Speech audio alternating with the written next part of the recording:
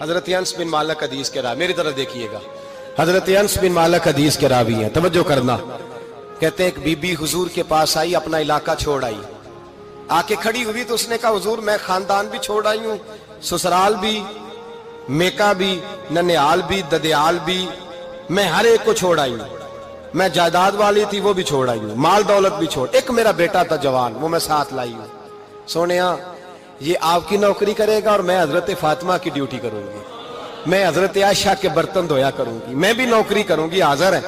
فرماتے ہیں رسول پاک نے بچہ اصحاب صفہ میں رکھ لیا، اصحاب صفہ میں، اور بی بی کو نبی پاک صلی اللہ علیہ وسلم نے عورتوں کے ساتھ متعین کیا۔ حضرت انس کہتے ہیں وہ نوجوان بڑا پیارا، بڑا میٹھا، بڑا دھیما، بڑا وفاشار، وہ سبق اچھی طرح یاد کرتا، وہ نماز دلچسپی سے پڑھتا، وہ حضور کی باتوں کو غور سے سنتا، وہ رسیلا، وہ سنجیدہ، وہ کم گو، وہ میٹھا، وہ پیارا۔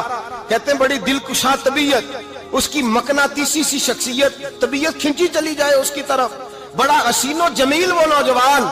اس ماں بیٹے کے تذکرے ہونے لگے کہ بڑی جائیدادیں چھوڑ کے آئے، بڑے مال والے، انہوں نے بڑی قربانی دی ہے، ہر رشتہ ناتا توڑ کے رب رسول سے یارانہ لگایا ہے، اللہ بڑا بے نیاز ہے۔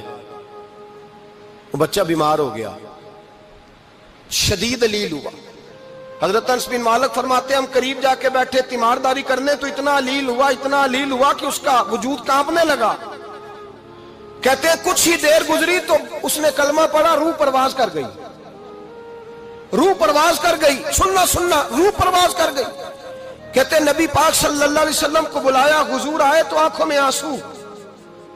نبی پاک صلی اللہ علیہ وسلم نے سر پہ ہاتھ پھیرا اور پہلے حضور نے جملے ارشاد فرمایا تم غسل دو، کفن دو، میں خود اس کا جنازہ پڑھاؤں گا۔ پھر حضور نے فرمایا نہیں، اسے غسل نہیں دینا، ارادہ بدل گیا ہے، پروگرام تبدیل ہو گیا، اسے غسل نہیں دینا، کفن نہیں دینا۔ حضور کیا کرے؟ فرمایا اس کی اماں کو جا کے بتاؤ۔ یہ نہیں فرمایا بلا کے لاؤ، اماں کو جا کے بتاؤ۔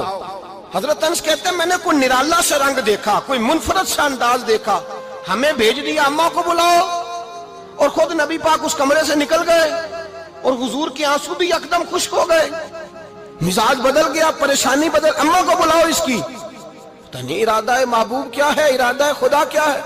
کہتے اس کی اماں کو جا کے خبر دی تو ماں کو تو بس کوئی اتنا بتا دے کہ بیٹا سائیکل سے گر گیا ہے، سائیکل سے گر گیا ہے۔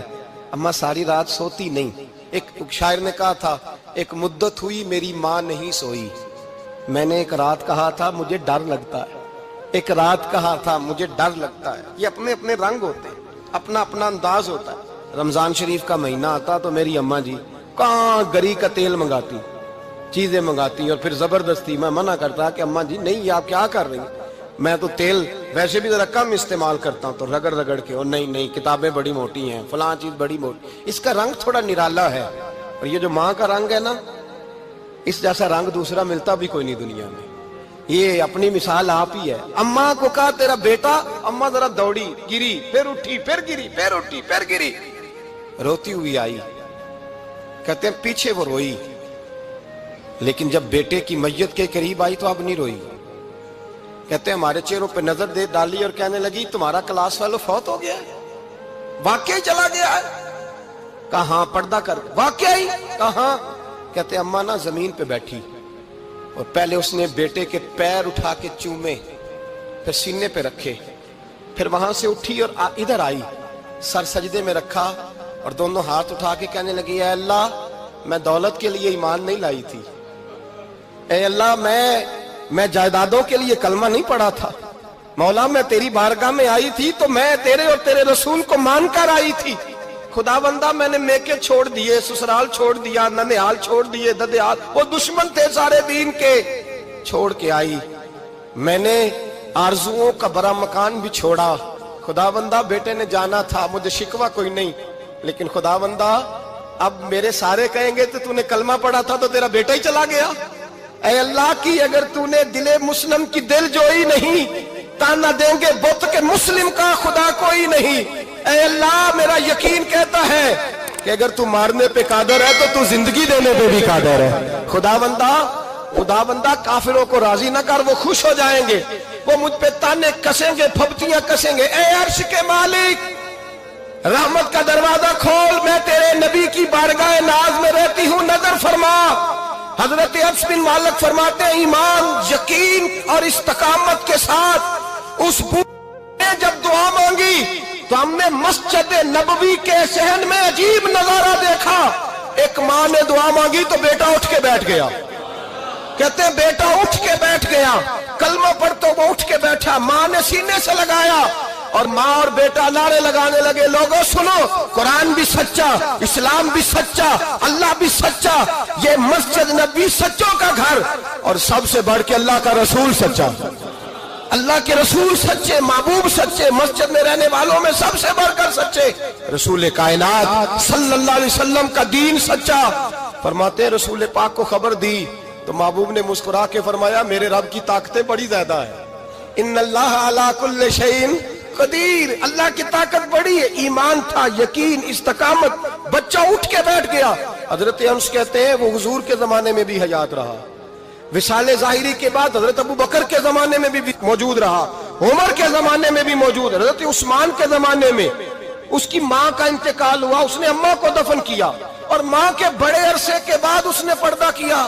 جب ہم اس کی طرف دیکھتے تھے نا، دیکھتے اس کی طرف تھے پر ہمیں اس کی اماں کا ایمان یاد آ جاتا تھا، ہمیں یقین. او بھائی، کبھی تو نے رب کریم کی بارگاہ میں سر سجدے میں رکھ کے مانگا ہی نہیں، تو کبھی آیا ہی نہیں، ورنہ اس کے دروازے سے کوئی خالی جا سکتا؟ سوال ہی نہیں پیدا ہوتا کوئی خالی جائے. کوئی جاتا ہی نہیں، وہ بھیجتا ہی نہیں، اس کا انداز ہی نہیں، اس کا یہ کریمانہ انداز ہی نہیں، وہ بھیجتا ہی نہیں، وہ تو نواز دیتا ہے.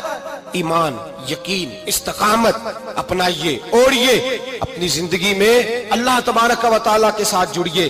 یہ دنیا داروں کے ساتھ ہم تعلق جوڑ کے رکھتے ہیں، کبھی SMS، کبھی ٹیلی فون، کبھی عید پہ مبارکباد، کبھی فلان جگہ. دنیا داروں سے جوڑ کے رہتے ہو، خدا سے جوڑ کے رہو. کبھی فجر میں جڑ جاؤ، کبھی زور میں جڑ جاؤ، کبھی تلاوت میں جڑ جاؤ، کبھی درود و سلام کی وجہ سے رب کریم کے ساتھ تعلق بناؤ، کبھی رمضان میں، کبھی ایمان میں، کبھی حج میں، کبھی عمرے میں، کبھی کسی غریب کی مدد میں، کبھی کسی لاچار کی مدد میں، کبھی بے کس کی مدد میں، کبھی مجبور کی مدد. جڑ جاؤ اللہ تبارک و تعالیٰ کے ساتھ. مضبوط ایمان، مضبوط قوت پیدا کرو، توانائیاں حاصل کرو، اپنے اندر خوبی پیدا کرو. میرے بھائی یاد رکھیں، ایمان مضبوط ہوتا ہے تو اللہ عرش سے مدد نازل فرماتا ہے، اور جب ایمان کمزور ہوتا ہے تو جو مدد پاس ہوتی ہے وہ بھی چھن جاتی ہے.